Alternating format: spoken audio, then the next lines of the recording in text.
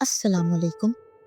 मेरी आज की कहानी का उन्वान है फ्लोर नंबर 13। आप लोगों में से शायद कई लोगों ने ये सुन रखा हो कि फॉरेन कंट्रीज़ में अंग्रेज़ लोग 13 नंबर के हिंसे को बहुत ज़्यादा मनहूस समझते हैं, और कई तो ऐसा करते हैं कि जब बिल्डिंग्स तामीर करते हैं तो उनमें से फ्लोर नंबर 13 को स्किप करके डायरेक्ट 12 के बाद 14 हिंसा रखते हैं। मेरी आज की कहानी इसी तरह की एक बिल्डिंग पे घूमती है। कहानी शुरू होती है शहर के वस्त में वाक़या एक बिल्डिंग से, जिसका नाम था शाहकार हाइट्स। ये इमारत अपनी जदीद सहूलियात और शानदार डिज़ाइन की वजह से मशहूर थी, लेकिन इसके साथ ही एक पुरस्रार राज इसकी शोहरत को खौफ में बदल देता था। लिफ्ट में 13वीं मंजिल का कोई जिक्र ही नहीं था। इमारत के रिहायशियों के मुताबिक 12वीं और 14वीं मंजिल के दरमियान अजीबोगरीब से वाक़यात होते थे। किसी ने रात को बच्चों की हंसी सुननी, किसी ने सायादार वजूद देखना, और कुछ ने तो ये तक दावा किया कि वो किसी नज़र ना आने वाली ताकत से धकेल दिए गए, यानी उनको किसी ने धक्का दे दिया। ये अफवाहें तेज़ी से पूरे इलाके में फैल जाती हैं। अब यहाँ पर एक लड़की जो कि एक सहाफ़ी थी, वो लड़की जब ये खबरें सुनती है उसको बहुत ज़्यादा तशवीश होती है। इन अफवाहों को झूठ और बेबुनियाद समझती है। ज़हरा ने एक किराए पर कमरा लिया और इमारत में रिहाइश इख्तियार कर ली। वो दिन में किराएदारों से बात करती, लेकिन कोई भी 13वीं मंजिल के बारे में बात करने को तैयार ही नहीं होता। लोगों के अंदर इतना खौफ व हिरास फैल चुका था, सब इस मौजू पर चुप हो जाते। एक बूढ़ी औरत जो इमारत की पुरानी रिहायशी थी, जहरा को खबरदार करती है, ये इमारत आम जगह नहीं है। 13वीं मंजिल कभी ना जाना, वहाँ जो भी गया वो या तो वापस नहीं आया या फिर वो इंसान नहीं रहा। जहरा इसकी बातों पर बहुत ज़्यादा हंसती है और टाल देती है। अब ज़हरा के साथ भी कुछ पुरस्रार वाक़यात होना शुरू हो जाते हैं। पहली रात ज़हरा के साथ कुछ अजीब होता है।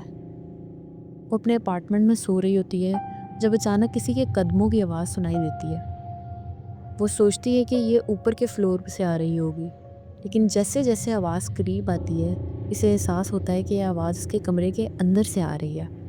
जब वो लाइट ऑन करती है तो सब कुछ नॉर्मल लगता है, वहाँ कोई भी नहीं होता ज़हरा के अलावा, और रूम अंदर से लॉक होता है। लेकिन तभी दीवार पर एक साया नमूदार होता है, जैसे कोई इसके पीछे खड़ा हो। ज़हरा पलट कर देखती है तो वहाँ पर कोई भी नहीं होता। ज़हरा इस चीज़ को इग्नोर कर देती है, चूँकि ज़हरा एक बहादुर लड़की थी। अब ज़हरा फैसला करती है कि वो 13वीं मंजिल का पता लगाएगी। अगली रात वो लिफ्ट में सवार होती है और 12वें फ्लोर का बटन दबाती है। लिफ्ट चलने की बजाय अचानक झटके के साथ रुक जाती है और लिफ्ट के पैनल पर नंबर 13 नमूदार हो जाता है। लिफ्ट के दरवाजे खुलते हैं और ज़हरा एक तवील सर्द गैलरी में कदम रखती है। इस गैलरी में एक अजीबोगरीब किस्म की ठंड उसे फील होती है, जो कि पूरी बिल्डिंग से कुछ अलग होती है। फर्श पर पुरानी धूल से हटी हुई कालीन बिछी हुई थी। इन शॉर्ट वो फ्लोर पूरी बिल्डिंग के सब फ्लोर से बिल्कुल मुख्तलिफ लगता है। ऐसा लगता ही नहीं कि वो इसी बिल्डिंग का हिस्सा होगा, और हर तरह से ठंडी ठंडी हवा के झोंके आ रहे होते हैं। अब उसके साथ उस फ्लोर पर जो वाक़यात होना शुरू होते हैं वो ये थे। जैसे ही ज़हरा गैलरी में जाती है, इसे अपने इर्द गिर्द सरगोशियों की आवाज़ें सुनाई देती हैं, जैसे इसके कान के पास आके कोई सरगोशियाँ कर रहा हो।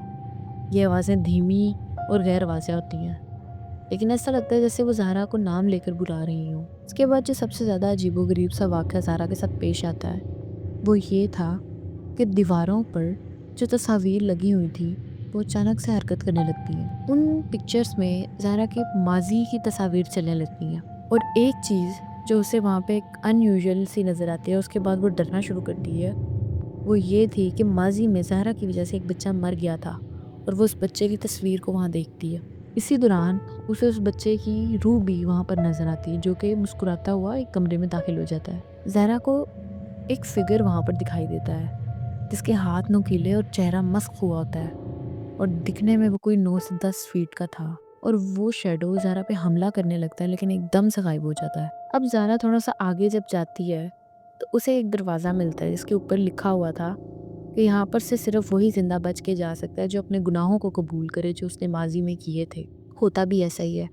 ज़हरा जब उस दरवाजे को खोलती है तो वो अपने सामने एक ऐसा साया, एक ऐसा वजूद देखती है जिसे हम अगर शैतान बोलें तो झूठ ना होगा। वो फिगर ज़हरा के सामने शैतानी हंसी हंसता है और उसे कहता है कि अगर तुम जिंदा बच के जाना चाहती हो तो तुम्हें अपने तमाम गुनाह कबूल करने होंगे जो तुमने माजी में किए। अब ज़हरा सोच में पड़ जाती है, रोने लगती है, गिड़गिड़ाने लगती है। वो मदद के लिए पुकारती है लोगों को, लेकिन उसकी आवाज़ वहाँ से कहीं बाहर नहीं जा सकती थी। वो फिगर या शैडो ज़ारा को उसकी वो पुरानी चीज़ें दिखाने लगता है جو زہرا کے علاوہ کسی کو نہیں پتا تھی، اور ان کو دیکھ کے وہ بہت زیادہ خوفزدہ ہو جاتی ہے اور شرمندہ بھی۔ اب زہرا یہاں پر اپنے ہر گناہ کا اعتراف کر لیتی ہے۔